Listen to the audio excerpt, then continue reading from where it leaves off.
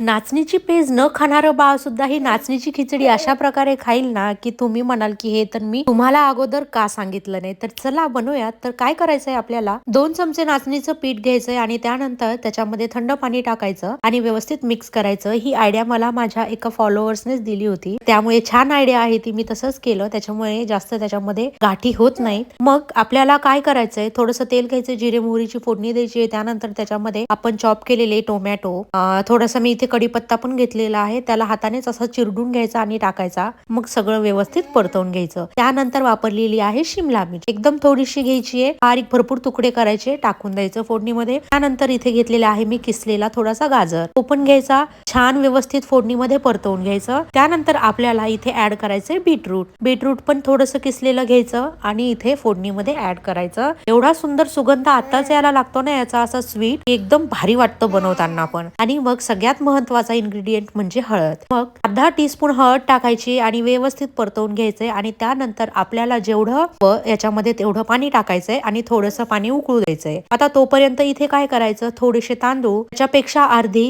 मूग डाळ आणि मूग डाळी एवढीच मसूरची डाळ, असं थोडंसं मिक्सचर घ्यायचंय. ते सगळं मिळून अर्धीच वाटी असलं पाहिजे, बस इतकंच. आणि मग हे याच्यामध्ये टाकून द्यायचं. आणि यानंतर आपण बनवून ठेवलेलं जे आहे नाचणीचं पीठ मिक्स करून थंड पाण्यामध्ये टाकून द्यायचं ह्याच्यामध्ये. हा आहे सगळ्यात मेन इन्ग्रेडियंट ह्या डिश मधला.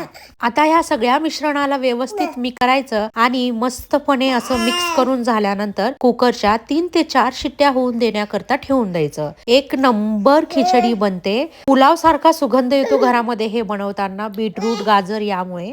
सारखं सारखं प्लेन रागी प्युरी, नाचणीची प्युरी हे लेकरांना खायला पण कंटाळा येतो आणि त्यांना काहीतरी नवीन टेस्ट लागते. तर हे एकदा तुम्ही नक्की ट्राय करून बघा, बेबीजलाही नवीन वाटेल. आणि अशा प्रकारे दिलं तर नाचणी पण त्यांच्या पोटात जाईल आणि हा सगळा भाजीपालाही, आणि तुमच्या बाळालाही खूप आवडेल. मॅशरने व्यवस्थित मॅश करायचं, बारीक करायचं आणि मग द्यायचं.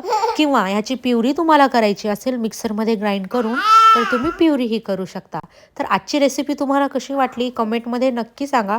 तुम्ही व्हिडिओज बघताय पण कमेंट करत नाही या, लाईक करा, कमेंट करा आणि अशा भरपूर रेसिपीसाठी मनुश्री डायरीज या चॅनलला सबस्क्राईब करा आणि फॉलो करायलाही विसरू नका. भेटूयात अशा नवीन रेसिपीसह नेक्स्ट व्हिडिओमध्ये. तोपर्यंत बाय बाय.